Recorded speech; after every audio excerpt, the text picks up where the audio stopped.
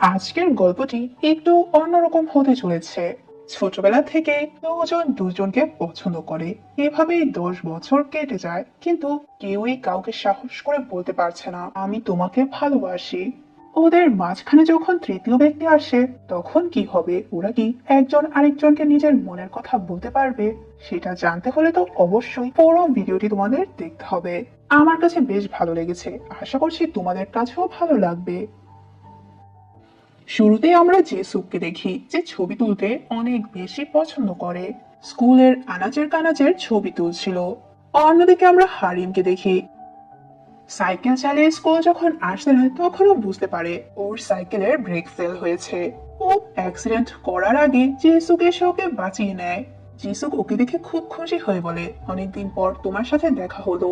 এখানে আমরা বুঝতে পারি ওরা দুজনই একজন আরেকজনের প্রতিবেশী। ওরা দুজন একদিনেই হয়েছিল। ওদের পরিবারের সাথে সম্পর্ক অনেক ভালো, ছোটবেলা থেকে ওরা একসাথে খেলাধুলা করত। অনেক ভালো ফ্রেন্ড ছিল। ওরা সবসময় জানালার মাধ্যমে কথা বলতো। ওদের যখন 14 বছর বয়স ছিল, তখন একবার হারিম জিসুকে শার্টলেস অবস্থায় দেখতে পায়। ও তখন এমন রিয়াক্ট করে মনে হচ্ছিল ও কোনো ভূত দেখে ফেলেছে।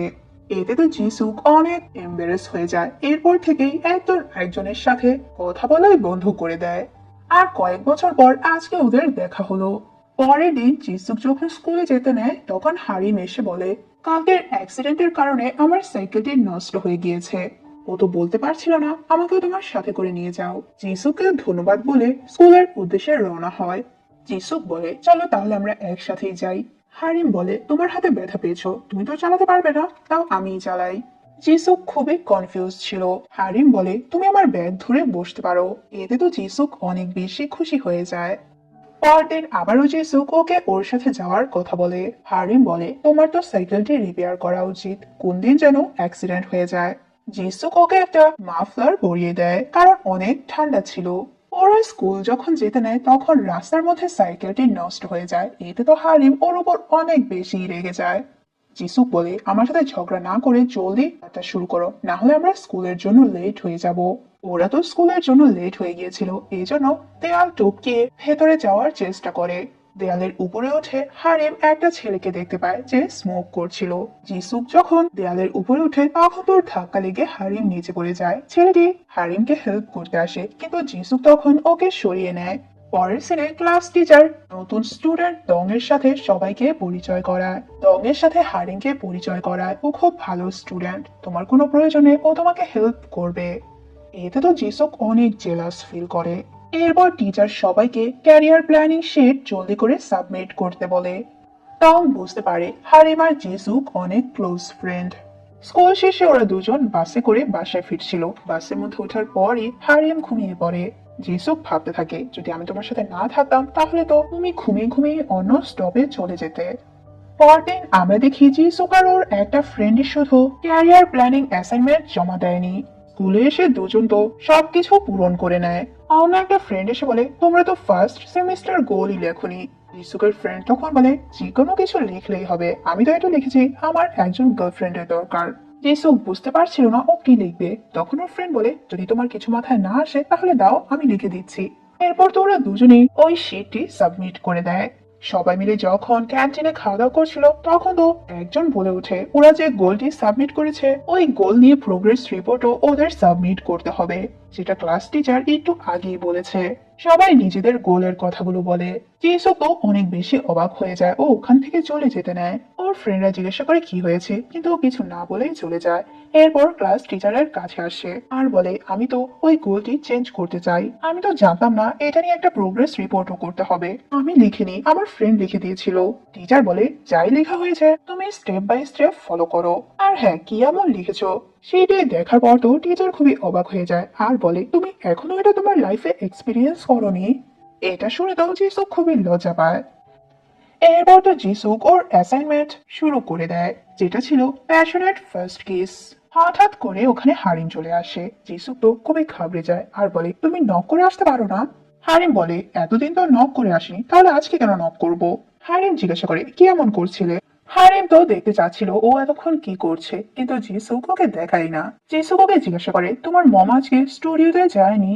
হারিম বলে আমার মমের জায়গায় নতুন একজন টিচার এসেছে যে আমার মমের থেকে অনেক বেশি ভালো আর সুন্দরও নাকি। স্টুডেন্টরা তো ওনাকে বেশি পছন্দ করেছে।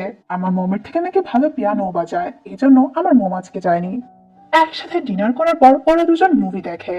মুভিটি তো কিসের মাধ্যমে শেষ হয়। হারিম বলে কি বাজে এন্ডিং। জিসুক বলে তুমি এর থেকে ভালো কি চাচ্ছ। হারিম বলে আমার তো এরকম এন্ডিং ভালো লাগে না, স্টোরির এন্ডিং এ একটা টাইটলি হাগের সিন থাকবে, সেটাই বেশি ভালো লাগে। বাসায় আসার পর হারিম দেখতে পায় ওর বাবার ফোনে কিছু টেক্সট এসেছে। টেক্সট গুলো দেখে ওর মনে হচ্ছে হয়তো ওর বাবা ওর মাকে চিট করছে। এতে তো ও ভীষণ আপসেট হয়ে পড়ে। আসলে ও তো খুব ভয় পেয়ে যায়, ওর বাবা ওর মাকে এত বেশি ভালোবাসতো, ওর বাবাই ওর মাকে এভাবে ধোকা দিতে পারলো।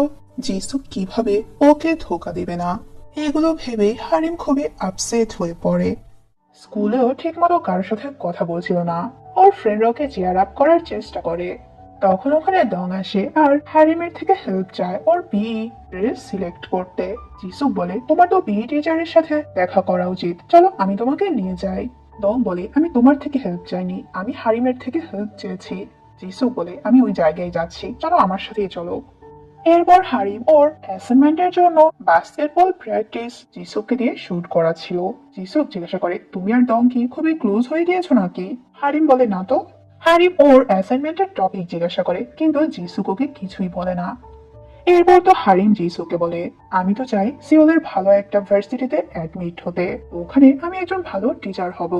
জিসুক বলে তুমি তো কখনো টিচার হতে পারবে না, তুমি এটার যোগ্যই না। হারিম বলে তোমার বাজে কথা বন্ধ করো, আমি তো চাই ভালো একটা জব পেয়ে আমার ফ্যামিলির পাশে দাঁড়াতে। কথায় কথা ওদের দুজনের মধ্যে ঝগড়া শুরু হয়ে যায়। পরের দিনে দেখি হারিম ওর বাবাকে ফলো করছিল। ওর বাবাকে একজন মহিলার সাথে দেখতে পায়, ওভাবে হয়তো এই মহিলার সাথে ওর বাবার অ্যাফেয়ার চলছে। ওর বাবা তো ওই মহিলাকে একটি স্টুডিওতে নিয়ে আসে। হারিমও পিছু পিছু আসে, তখন তো ওর সাথে ডং এর দেখা হয়। আসলে ডং ও ওর মাকে ফলো করতে করতে এখানে এসেছে। ওরা দুজন অনেক বেশি অবাক হয়ে যায়। হারিম তো এগুলো ভেবে কান্না করতে থাকে। এরপর দুজনের বাইরে থেকে দেখতে থাকে আসলে ওরা ভেতরে কি করছে। ওদের কথাবার্তা শুনে বুঝতে পারে ওরা আসলে যেরকম ভাবছে সেরকম কিছুই না। ওনারা তো এখানে কিছু পিয়ানো রেকর্ডস নিয়ে কথা বলছিল। এরপর তো ডং আর হারিম দুজনেই খুশি হয়ে যায়। এরপর দুজন ওখান থেকে চলে যায়। ওরা দুজন একসাথে সি ফুড খেতে আসে। ডং তো হা করে ওর দিকে তাকিয়েছিল। হারিম বলে কি হয়েছে, আমার ফেসে কি কিছু লেগে আছে নাকি। ডং বলে না, তোমাকে অনেক কিউট লাগছে। হারিম তো একটু অবাক হয়ে যায়। অন্যদিকে জিসুকের সাথে হারিমের মায়ের দেখা হয়। জিসুক তো ওনাকে ডিনারে ইনভাইট করে। হারিমের মা ওকে জিজ্ঞাসা করে হারিম কি এখনো লাইব্রেরিতে পড়াশোনা করছে। জিসুক একটু অবাক হয়ে যায়, কারণ প্রথম ভেবেছিল হয়তো হারিম এখন বাসায়। অন্যদিকে দেখি হারিম আর ডং একসাথে ছিল, ওরা অনেক গল্প করে। হারিম বলে তুমি আমাকে এত কোশ্চেন কেন করছো। ডং বলে আমি তো তোমার ব্যাপারে জানতে চাচ্ছি। হারিম হা করে ওর দিকে তাকিয়ে থাকে। একটু পর তোর কাছে জিসুকের কল আসে, কিন্তু ও কলটি কেটে দেয়। জিসুক হারিমের মায়ের সাথে ডিনার করছিল। কথায় কথায় জিসুক বলে আসলে আমার এক ফ্রেন্ড আছে যার খুবই ভালো একটা ফ্রেন্ড রয়েছে। ও নিজের ফিলিংস নিয়ে খুবই কনফিউজ। ও তো ওর ফ্রেন্ডকে নিজের ফিলিংস এর কথা বলতে চাচ্ছে, কিন্তু বলবে কি বলবে না সেটাও বুঝতে পারছে না। ও ভাবে হয়তো ওর মনের কথাগুলো বললে ওদের ফ্রেন্ডশিপ নষ্ট হতে পারে। হারিমের মা বলে আমরা যাকে পছন্দ করি তাদের তো আমাদের ফিলিংস এর কথা বলা উচিত, না বলে ওরা কিভাবে জানবে। কিন্তু এখন কনফেস করার দরকার নেই, তুমি কলেজে ওঠার পর কনফেস করো। ইউসুফ অনেক বেশি অবাক হয়ে যায় আর বলে আমি তো আমার ফ্রেন্ডের কথা বলছিলাম। হারিমের মা বলে আচ্ছা ঠিক আছে, তাহলে তুমি তোমার ফ্রেন্ডকে এটা বলে দিও। একটু পর হারিম ওখানে চলে আসে। জিসুক বলে তুমি লাইব্রেরি থেকে এসেছো। হারিম এই প্রথম ওকে মিথ্যা বলে। হারিম রুমে এসে ভাবতে থাকে আমি এই প্রথম ওকে মিথ্যা বললাম, কেনই বা মিথ্যা বললাম। ওকে মিথ্যা বলার পর আমার এত গিল্টি ফিল কেন হচ্ছে।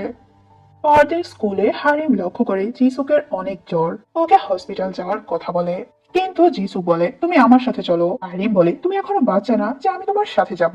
জিসুক বারবার বলছিল, হারিম ওকে না করে দেয়। এরপর বলে তুমি একা একাই যাও, এটা বলে ওকে পাঠিয়ে দেয়। স্কুল শেষে হারিম যখন বাসা ফিরতে নেয় তখন হুট করে বৃষ্টি শুরু হয়ে যায়। তখন ওখানে দং আমব্রেলা নিয়ে আসে। হারিম অনেক বেশি অবাক হয়ে যায়। ডং বলে চলো আমি তোমাকে বাসায় এগিয়ে দিই। এরপর তো ডং ওর সাথে ওর বাসার সামনে আসে।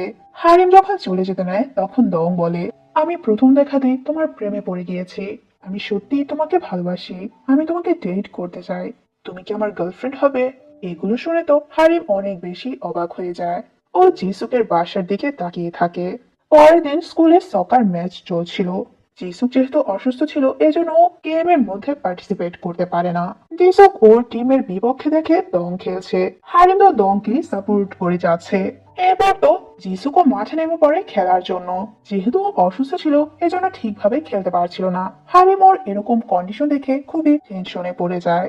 খেলতে খেলতে জিসুক অনেক অসুস্থ হয়ে পড়ে। এরপর যখন জিসুকের জ্ঞান ফিরে আসে, হারিম ওকে বলে, তুমি কি পাগল হয়ে গিয়েছো? তুমি মাঠের মধ্যে কেন নেমেছিলে? ওকে নানান কথা শোনাতে থাকে। জিসুকে একটু রেগে বলে, তোমার বলা শেষ হয়েছে, আমি তোমাকে কিছু বলতে চাই। হারিম ওকে এত সিরিয়াস দেখে অনেক অবাক হয়ে যায়। জিসু বলে, 10টা বাজে তুমি আমার সাথে পার্কে দেখা করো।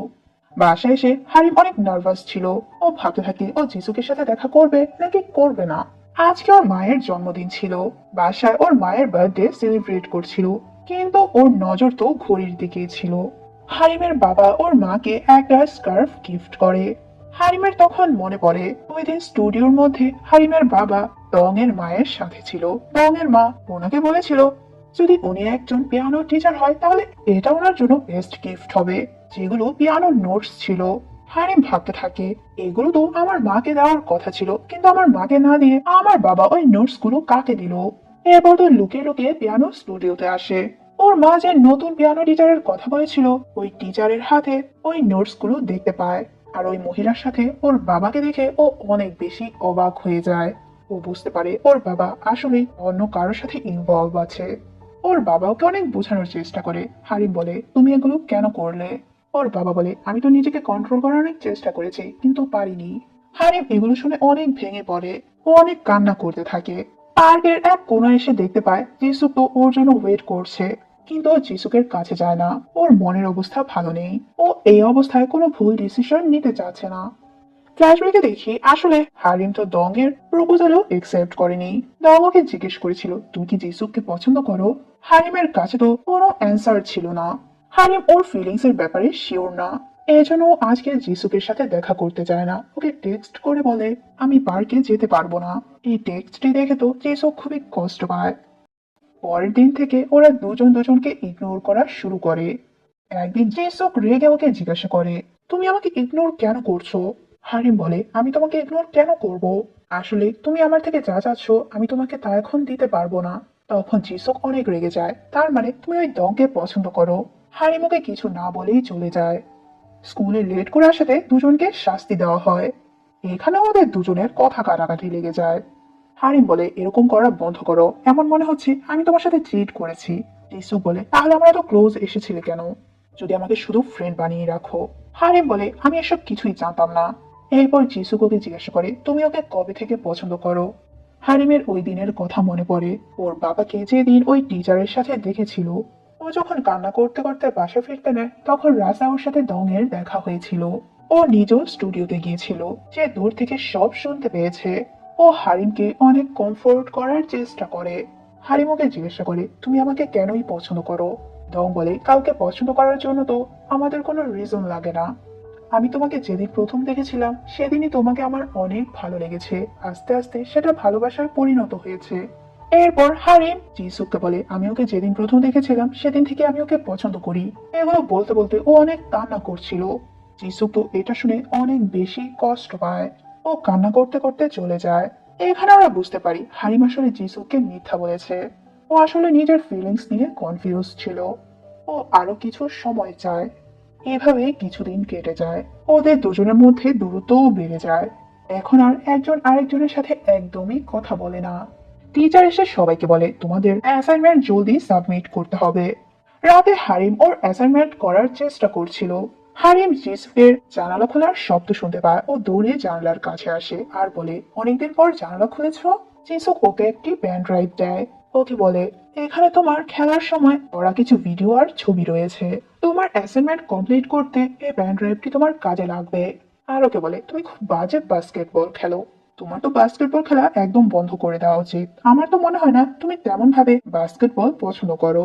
যে জিনিসটা তোমার ভালো লাগে না সেটা সারা জীবন তুমি কিভাবে সহ্য করবে? ওকে বাই বলেও চলে যেতে নেয়। হারিম বলে, তুমি কি আমার দিকে আর তাকাবে না? জিসুক বলে, না, আর কখনোই আমি তোমাকে দেখতে চাই না। এভাবে অনেক মাস কেটে যায়। হারিম তো সিওলে শিফট হবে। ও আজকে জানালার সামনে এসে জিসুকের জন্য ওয়েট করছিল। ও জিসুকের সাথে কাটানো মুহূর্তগুলো মনে করতে থাকে। ও তো জিসুকে অনেক মিস করছিল। এরপর তো ও স্টেশনে চলে আসে। হঠাৎ করে ওখানে জিসুকও চলে আসে। জিসু বলে, আমাদের অনেক দিন পর দেখা হলো। হারিম বলে, তুমি তো এতদিন আমাকে ইগনোর করছিলে, কিভাবে জানলে আমি আজকে সিওল যাচ্ছি? জিসুক বলে, তুমি কি ভেবেছো তোমাকে ইগনোর করে আমি অনেক হ্যাপি ছিলাম? আমি তোমাকে অনেক বেশি মিস করেছি। হারিম তো এটা শুনে খুবই ইমোশনাল হয়ে পড়ে। জিসুক ওকে অনেক সরি বলে, আমি বুঝতে পারছি না আমার এখন কি করা উচিত, কি বলা উচিত, কিন্তু এখন তোমাকে গুড বাই বলা উচিত। এটা বলে ও হারিমকে শক্তভাবে জড়িয়ে ধরে আর বলে, তুমি তো এরকমই এন্ডিং চেয়েছিলে। আর এখানেই এই গল্পটি শেষ হয়ে যায়। গল্পটি তোমাদের কাছে কেমন লেগেছে তা আমাকে কমেন্ট করে জানিয়ে দিও। আর হ্যাঁ, যদি তুমি কাউকে ভালোবেসে থাকো তাহলে অবশ্যই তার কাছে তোমার ফিলিংস এর কথাগুলো কনফেস করে দিও। যদি তুমি কনফেসই না করো তাহলে ও কিভাবে জানবে? আর এটাও মাথায় রাখতে হবে, অপরপক্ষের মানুষকে সময়ও দিতে হবে, যাতে করে সে ভেবেচিন্তে তার ডিসিশন তোমাকে জানাতে পারে। সবাই ভালো থেকো। বাই।